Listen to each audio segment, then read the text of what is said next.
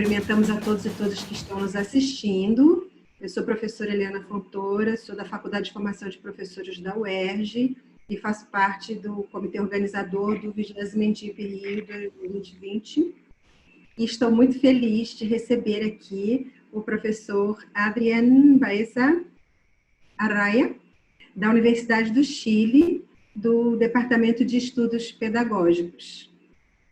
Então, a nossa ideia de fazer essa entrevista é dinamizar os eventos do ENDIP, para que todo mundo tenha acesso às pessoas que vêm, né, para fazer palestras, para participar de atividades do evento. E aí a gente sabe um pouquinho o que a pessoa já faz. Então, a nossa entrevista tem 5 pontos principais. O primeiro ponto seria esse, um pouco você contar para a gente, falar da sua... coisas da sua vida que você acha que sejam bacanas de compartilhar, né, legais.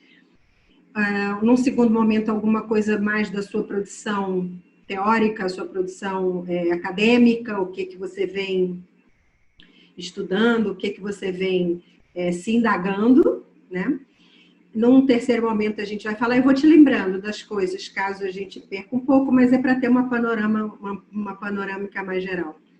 Num terceiro momento, a gente falar um pouco sobre o tema do ENDIP, não é? Porque ele surgiu insurgente e ele continua cada vez mais insurgente, e aí a gente podia falar um pouco sobre isso, que coisas ocorrem sobre a questão da didática, a questão do ensino, os processos de ensino-aprendizagem, a questão das políticas, de um modo mais geral, políticas ligadas ao ensino, com o pano de fundo todo da ideia das insurgências, não é?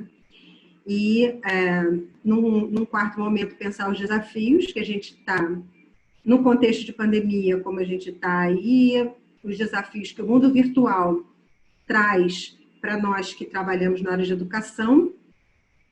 E aí a gente faz um fechamento sobre, enfim, o tema que você vai trazer para nós no ENDIP, ou, enfim, as questões insurgentes que foram vindo na sua cabeça desde o momento que a gente pensou em fazer essa entrevista. Então, um pouco por aí. E nós temos em torno de 30 a 40 minutos no máximo, para também não ser uma coisa muito cansativa para quem está nos vendo, que isso é uma das coisas do mundo virtual, né? Uma reunião de 3 horas ninguém aguenta. Então, Adrián, muito gusto, e vamos, fale de si. Conta para nós. Muchas gracias, Helena, por la invitación. Para mí no solamente es un placer, sino que también es un honor estar conversando en este momento con ustedes desde este pequeñito lugar, lejano lugar llamado Chile. Yo soy, en primer lugar, hijo completamente de la educación pública en Chile. Provengo de una familia de pocos recursos, por lo tanto, mi única posibilidad, ¿cierto?, de una inserción social plena se dio al interior de la educación pública en Chile, en el momento en que la dictadura comenzó el desmantelamiento del sistema que teníamos. Y bueno, me formé en la Universidad de Chile, he hecho mi carrera allí, estudié lengua y literatura, soy profesor de lenguaje y posteriormente hice mis estudios de posgrado también ahí, soy magíster en literatura y doctor en estudios latinoamericanos. He dedicado mi vida desde mi formación y en mi ocupación a los temas de educación pública. Ese es mi compromiso un poco por mi matriz de origen. Ótimo. Então é isso. Temos um compromisso com a educação pública sempre e com a educação pública na América Latina, né? Então, que bom. Da sua produção teórica, das coisas que você tem escrito, estudado ultimamente, o que você acha que mais tem, assim, te chamado a atenção, te motivado a estudar um pouco mais, te intrigado, assim? Mi investigación ha estado vinculada permanentemente con dos temas. Por una parte, con la literatura, responde, ¿cierto?, a mi formación de base y a la pedagogía. Dentro de esto, mis últimas investigaciones han estado vinculadas fundamentalmente al problema del acto didáctico como una categoría conceptual, en términos de la interpretación de los fenómenos, ¿cierto? Y la comprensión de los fenómenos pedagógicos y particularmente didácticos, pero también como una categoría en disputa. Una categoría además que es relativamente reciente, ¿cierto? Que tiene mayor presencia latinoamericana, menos en otros espacios, y que de alguna manera es relevante también para poder no solamente entender los fenómenos didácticos del presente, sino que también poder mirar en retrospectiva lo que ha sido la elaboración del pensamiento pedagógico latinoamericano. En esa medida, en mis investigaciones he ido observando un poco y atendiendo a cuál ha sido la forma en que algunos pensadores latinoamericanos se han acercado a los problemas pedagógicos y de qué manera, a partir de eso, ¿cierto? Inscribiéndose o sin inscribirse dentro de la disciplina de la didáctica, eh, su pensamiento responde a un ejercicio de pensamiento didáctico en la medida en que se, se desarrolla en ellos una comprensión, un cuestionamiento de cómo se construyen las relaciones formativas, los procesos pedagógicos, ¿cierto? Y la inserción de estos fenómenos al interior de un momento histórico particular. En el último tiempo estuve dedicado al pensamiento pedagógico de Gabriela Mistral, eh, con quien, eh, respecto de quien estuve haciendo una investigación más larga, financiada por CONICET, que es como más o menos la agencia CAPES de Brasil, pero la chilena. Eh, y en el caso de ella, pude consolidar de alguna manera algunas preocupaciones que había tenido desde hace tiempo en términos de lo que tenía relación con la literatura y la pedagogía. ¿Y por qué Mistral? Porque Mistral es una figura muy particular dentro de la historia intelectual chilena, pero también latinoamericana.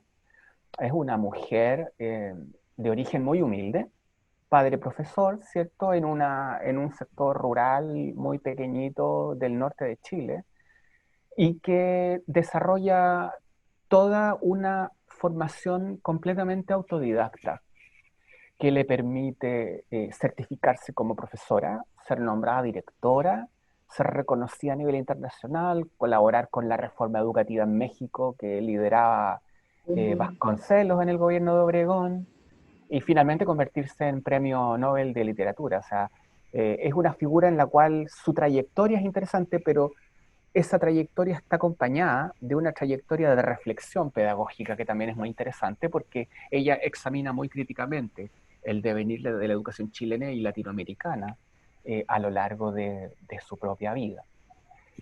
A partir de eso, una cuestión que es como transversal a mis intereses tiene que ver con el modo en el que eh, distintas aproximaciones teóricas y discursivas, ¿cierto?, disputan la forma de comprender el fenómeno didáctico a partir de la categoría de acto didáctico como una configuración, ¿cierto?, ideológica, pero también como una configuración eh, fuertemente vinculada con procesos de colonialidad, en términos de los modos históricos en los cuales eh, distintos autores, uno puede pensar en los clásicos europeos de la pedagogía, ¿cierto?, han ido consolidando unas ciertas categorías, unas ciertas formas, pero sobre todo unas ciertas reglas tácitas de cómo construir, de cómo entender y de cómo, ¿cierto?, articular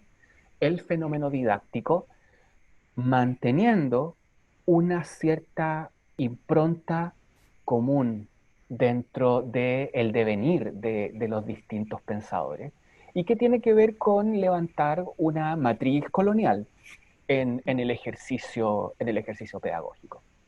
Manter, né? Manter uma matriz colonial estratificada e sem mexer muito.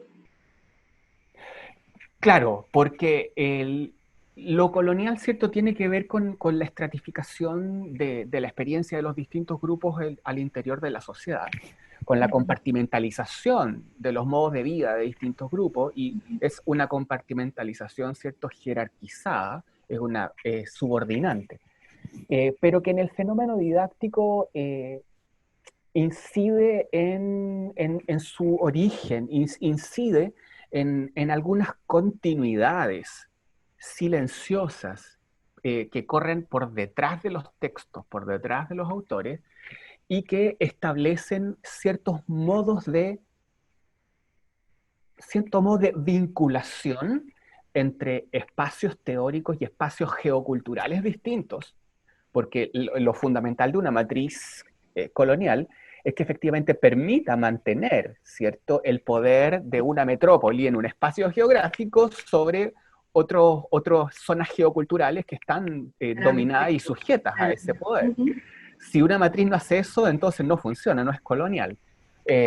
Parte de la perdurabilidad, por lo tanto, de los procesos de dominación geopolítica internacional obedecen necesariamente a procesos pedagógicos, y uno de ellos que a mí siempre me ha llamado la atención y que lo conversamos a menudo con los estudiantes del posgrado, tiene que ver con que el origen del pensamiento didáctico, ¿cierto?, el origen de la niñez dentro del el pensamiento pedagógico no le pertenece a Comenio. Comenio es uno de los hitos fundamentales, sino que el origen de toda esa reflexión pedagógica de cómo vincularse con la infancia está desarrollada por los evangelizadores europeos en América durante el proceso de conquista y evangelización guión sometimiento de los pueblos amerindios.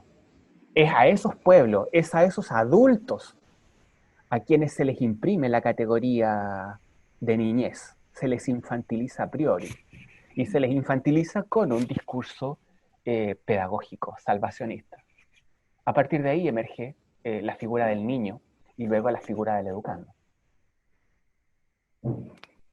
Então, ótimo, porque a gente já falou algumas coisas sobre a questão da relação de ensino-aprendizagem, né, do processo pedagógico, como que você vê essa relação dentro da sua pesquisa atual, né? Muito interessante você falar essa questão do Comênios como um inaugurador, né? Nos manuais de didática, você encontra muito isso. Primeiro, pai da didática, Comênios.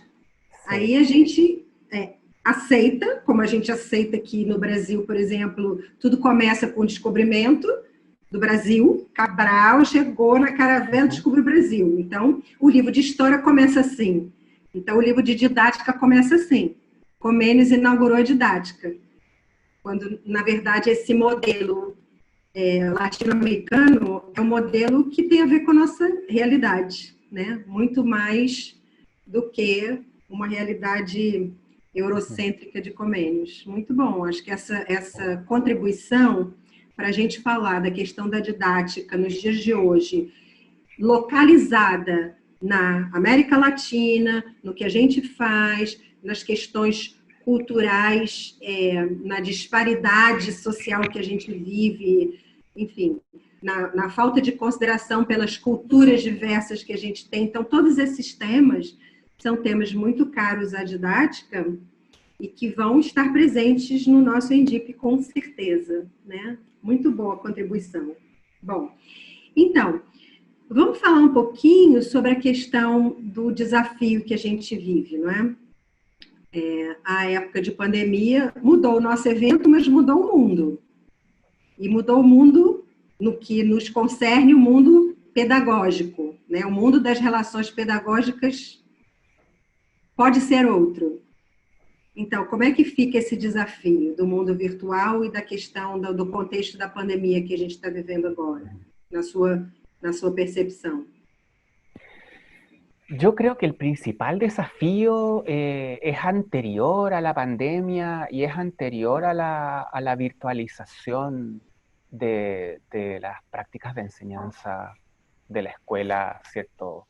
De la escuela solitaria que tenemos hoy día, de la escuela vacía. Y es anterior porque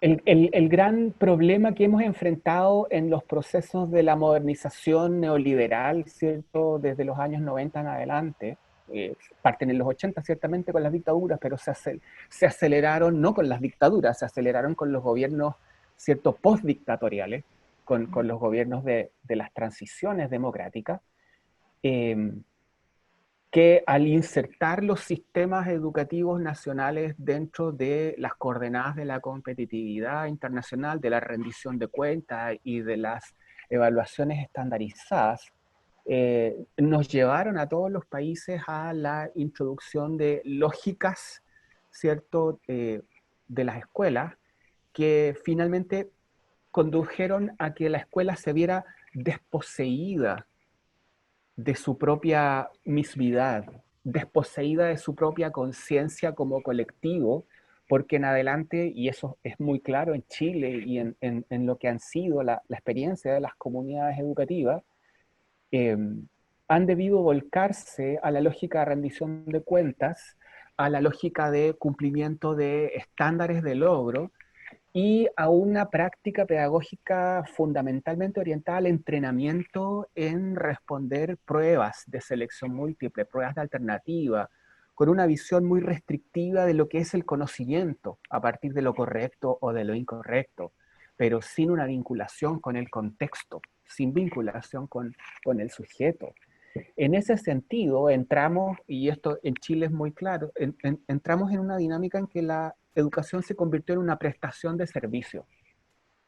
Y dentro de esta prestación de servicio, y lo dijo el presidente en algún minuto, la educación fue entendida, y aún lo es por el sistema, como un bien de consumo, no como un derecho, no como una práctica constitutiva.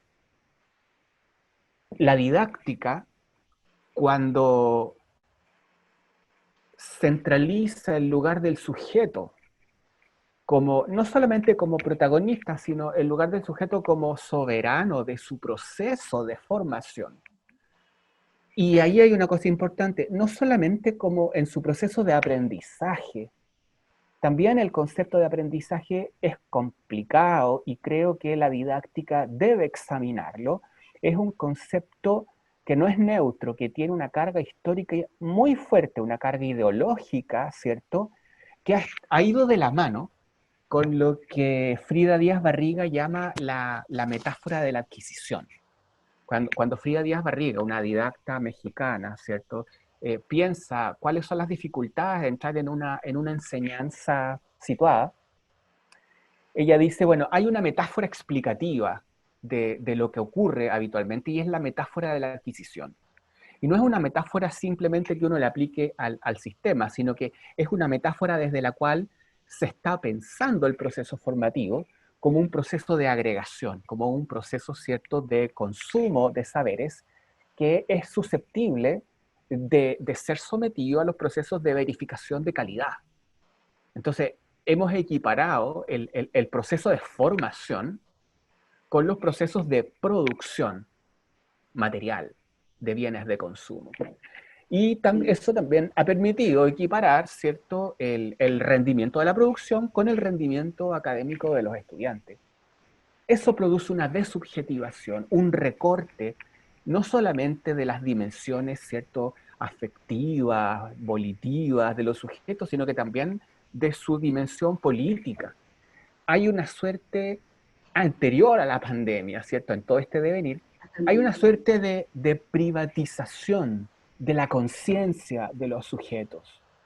En dos sentidos. Primero, en una privatización en la medida en que lo que yo debo aprender es responsabilidad de un sujeto individual que debe hacerse cargo de su aprendizaje en términos de alcanzar determinados logros. Pero hay una privatización en un segundo sentido, en el cual lo que cabe en la educación que está orientada a la evaluación estandarizada no tiene significado social. No habla del estar juntos, no habla de mi situación en relación con otros. Y en ese sentido, no es pública. es un aprendizaje, es una construcción de saberes que está privatizada. Esa privatización, ¿cierto? ¿Sí? Individualizada, privatizada e individualizada. Exactamente, Isso. Uhum. exactamente. Y en ese sentido, con pandemia o sin pandemia, a través de las pantallas o en la sala de clase presencial, el problema que hay detrás de lo que está sucediendo hoy día es cómo estamos entendiendo el proceso de formación de los sujetos. Nada cambia si en vez de la pantalla yo tengo la sala, pero yo mantengo la idea de que los sujetos deben adquirir ciertas cosas porque son sujetos carentes. En esencia, la matriz colonial de la didáctica es aquella relación en la cual un sujeto pleno, un sujeto totalmente sujeto, ¿cierto? Humaniza, es decir, le quita su bestialidad, le quita su animalidad, le quita sus limitaciones a un otro que es un sujeto carente porque es inmaduro, porque es pobre, porque, porque es mujer, porque es indígena, porque Qualquer reviste, rótulo. porque reviste cualquiera de las dimensiones de los sectores, ¿cierto?, dominados por el poder. Isso, e considerados inferiorizados os outros. Exactamente, entonces podemos tener una gran conexión con mucha resolución y un ancho de banda perfecto, pero la pregunta de fondo es cómo incorporamos el sujeto, cómo restituimos, ¿cierto?, la soberanía del sujeto, y cuando digo sujeto no estoy pensando en el individuo, estoy pensando también en el sujeto colectivo que se constituye, y sobre todo restituirle la razón de su devenir formativo, el para qué. ¿Para qué hacemos esto? ¿Para qué estamos juntos? Isso é uma insurgência na formação de professores.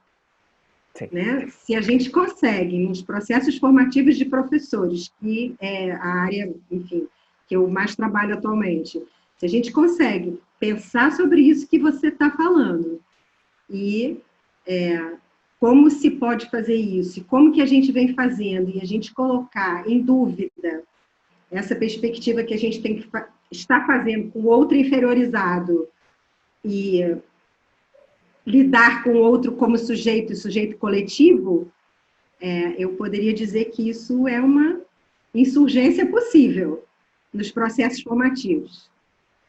Y es una insurgencia también disciplinar, pienso, porque la didáctica en Latinoamérica tiene una coyuntura bien particular, bueno, en España también de alguna manera se da, pero en el resto de los espacios, estoy pensando en América del Norte, en Europa, no. Y es que dos disciplinas, como son la didáctica y el currículum, que surgen en espacios culturales distintos, ¿cierto? Mientras la didáctica es europea continental, el currículum es más bien anglo, y de ahí pasa a Estados Unidos. Y en sus propios lugares el currículum cubre una serie de dimensiones, y en su origen la didáctica también cubre una enorme cantidad de dimensiones, que las vuelve en su origen disciplinas paralelas, de alguna manera, ¿cierto? Nombres distintos para pensamientos que cubren un mismo campo de problemas. Pero cuando estas llegan a Latinoamérica, surge la pregunta latinoamericana. ¿Qué tiene que ver la didáctica con el currículum?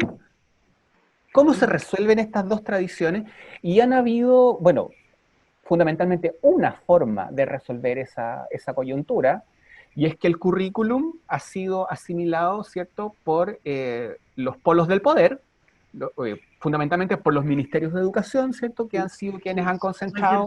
Políticas, Exactamente, y la didáctica ha quedado dentro del polo de la formación de los docentes y, por supuesto, dentro de la mirada más individual del docente con los zapatos puestos en la sala de clases. Pero nos queda un desajuste epistemológico fuerte en esa coyuntura, porque a continuación lo que sigue sucediendo es que el polo del poder los alcances de la didáctica que podrían disputar ese poder. Uno de ellos es la discusión en torno a los fines de la educación, el por qué y el para qué. Eso le queda al currículum, pero a la didáctica le había estado, ¿cierto?, cercenado. La didáctica era la disciplina de la mediación del saber en los términos de en que ese saber ya ha sido traspuesto por una cierta agencia social que Chevalar identificaba con la noósfera, pero es como que la didáctica no tuviera nada que hacer con eso previo a que alguien la autorice y le llegue. Y la didáctica hoy día en Latinoamérica tiene que discutir eso. Tiene que discutirlo porque esta coyuntura de campos es una coyuntura colonial. No fue una forma en que nosotros procesáramos intelectualmente el modo en que estas tradiciones se articulaban, sino que nos las articularon por la forma en la cual los distintos estados-nación latinoamericanos pensaron la educación, ¿cierto? Los sistemas nacionales desde fines del siglo XIX y controlaron. Sim, é um enorme desafio para nós, né? Acho que a gente pode colocar nesse evento, a gente tem pessoas dos dois campos bastante ativas na organização do nosso ENDIP. Então, vamos ver se a gente consegue trazer essa discussão nesse clima de insurgência, né? Como é que a gente consegue fazer essa articulação? Por exemplo, quer dizer, eu acho que são várias articulações que você falou, mas essa especialmente da questão do currículo com a didática, uma articulação levando em consideração o contexto latino-americano próprio nosso, as nossas elaborações, as nossas realidades. Eu acho que a gente consegue dar um salto bastante qualitativo na formulação teórico-prático-teórico dessa articulación posible. Pero yo creo que la crisis en eso nos entrega algunas claves. En Chile, a partir del año pasado, en lo que fue el estallido social del 18 de octubre, de ahí en adelante, el movimiento social se desarrolló de una manera bien particular. Y esto es que avanzó, ¿cierto? Y hizo notar su fuerza siempre en una clave territorial. Las personas actuaron, ¿cierto?, allí en sus territorios, en donde están las coordenadas más inmediatas que configuran la situación de desigualdad que ellas están viviendo.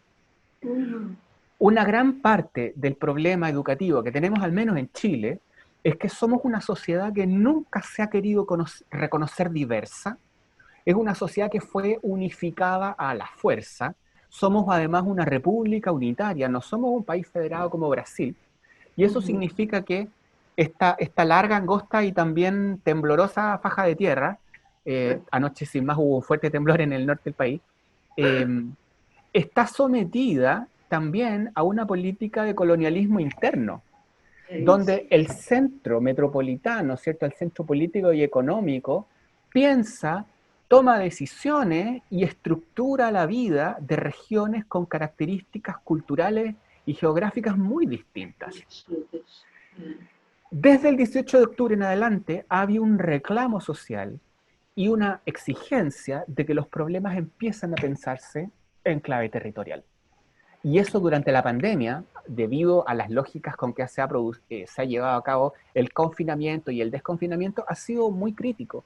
En educación, lo que experimentamos obedece a lo mismo, a la imposición de un currículo nacional que es fruto de consensos políticos, ¿cierto?, en una tradición además de una democracia de los consensos, que no ha permitido que los territorios puedan tomar conciencia respecto de su especificidad educativa, de su especificidad cultural y social, como territorios que están constituidos heterogéneamente y pluriculturalmente. Chile debe convertirse, y estamos camino también a un proceso constituyente, debe convertirse y debe reconocerse como un país plurinacional. Y eso está en deuda. Y a la educación le compete acompañar también ese proceso. Que bom. Faço votos que consigam. Enfim, a gente já está caminhando para o nosso final. O que você poderia dizer com relação assim, o que você vê, esse desafio que você colocou agora, eu acho que já seria um grande fechamento, né, para a gente pensar como é que nós nos reconhecemos, tanto em nível micro, né, porque você falou do país, do Chile, como um país plural, mas no micro também, as escolas também são localizadas em lugares plurais, então, assim, tanto o currículo quanto a didática tem que dar conta dessa pluralidade em todos os níveis, não é? Enfim, o que você diria assim que você pode trazer como contribuição para a gente pensar sobre esse nosso encontro do ENDIP e as nossas insurgências? O que você deixaria para nós como colaboração, como mensagem ou como, enfim, reflexión? Yo creo que la didáctica como disciplina, ¿cierto? Tiene aún una deuda pendiente con el plano de lo político en la formación.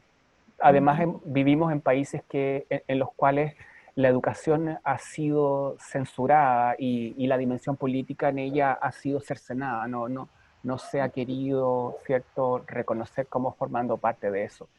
Sin embargo, que de por sí no solamente forma porque enseñe algo que alguien aprende, y de nuevo quiero marcar esa llamada de atención respecto al proceso de aprendizaje. Nosotros, dentro del fenómeno didáctico, lo que estamos contemplando son procesos también de subjetivación. Son procesos de construcción de sujeto, y esa construcción de sujeto no es individual, es colectiva. Si es colectiva, es social, y si es social, es política. Y esto tiene que llamarnos a reconocer que el acto didáctico es constituyente. Y al ser constituyente tiene una potencia política de insurgencia, porque en la medida en que configuramos el acto didáctico de una cierta manera, con una cierta lógica, restituyendo, ¿cierto?, el sujeto soberano de su propia vida en la formación, o manteniéndolo como un sujeto subordinado, restringido, que es apartado, que es secuestrado. Porque el sujeto cuando entra en la sala de clases debe dejar su vida fuera, debe dejar su casa, su memoria, su tradición. El profesor también. Y el profesor, claro, lo que pasa es que el profesor ya lo logró. Los profesores lograron eso en su formación y se esfuerzan ahora porque eso suceda con el educando. En la medida que nosotros reconocemos eso como un quiebre político, como una coyuntura política, ¿cierto? No da lo mismo de qué manera configuramos la relación pedagógica. No da lo mismo porque los criterios de trabajo, las formas de vincularnos, la presencia o no de los afectos, están articulando una microcomunidad política que puede ser democrática o que puede ser no democrática. No democrática, con certeza. Y para eso tenemos además que, como insurgencia alternativa, ¿cierto?, al currículum nacional, tenemos que establecer una insurgencia local al currículum en términos del diálogo de saberes. Tenemos que abrirnos a reconocer que nuestros educandos son siempre sujetos plenos, plenos de historia, plenos de saber y plenos de deseo. Saben, quieren y sienten aquello que deben, quieren y pueden sentir en el momento en que ellos están viviendo. Siempre son plenos. Y es esa plenitud la que debe ser vista como una potencialidad. La mirada carencial del sujeto vacío, de la bestia, del salvaje, del bárbaro, y del bárbaro podemos saltarnos en el siglo XIX a la normal, y luego podemos saltarnos en el siglo XX a los niños con problemas de aprendizaje, es la mirada, ¿cierto?, carenciadora, es la producción de la carencia en el otro. Esa mirada necesitamos confrontarla, ¿cierto? Necesitamos una insurgencia didáctica en pro de una mirada potenciadora, de reconocer en el otro, ¿cierto?, la plenitud de un devenir futuro, ¿cierto?, en igualdad de condiciones. Então tá. Então, eu queria mais uma vez te agradecer muito a disponibilidade e nos vemos no Endip. Nos vemos en Endive. No va a ser en Río, pero nos vemos igual. Isso é uma pena, né? Mas tudo bem, tem várias coisas positivas nesse evento. Acho que a gente conseguiu organizar um processo de organização de um evento que tem um potencial insurgente muito grande. Muito mesmo. Sí, yo les agradezco a ustedes en ese sentido. Estuve en el último Endipe, vi ese proceso maravilloso del llamado que se hizo a los investigadores jóvenes que estaban presentes a construir el manifiesto que resultó del evento. Y creo que ese manifiesto va a ser muy importante en la historia de la didáctica latinoamericana, tan importante como el primer Endipe que organizó la doctora Candao, como un momento que marca, ¿cierto?, cuando la didáctica en Latinoamérica se pone de pie y decide enfrentar en conjunto, de manera colectiva y democrática, los poderes que están en este momento intentando mantener la subordinación de nuestros territorios. Uma longa Así que, luta. por esta hermandad, muchas gracias a ustedes. Então, muito obrigada, muito obrigada. Até Gracias a logo, ustedes. então. Obrigada. Que esté y muchas gracias, Larisa.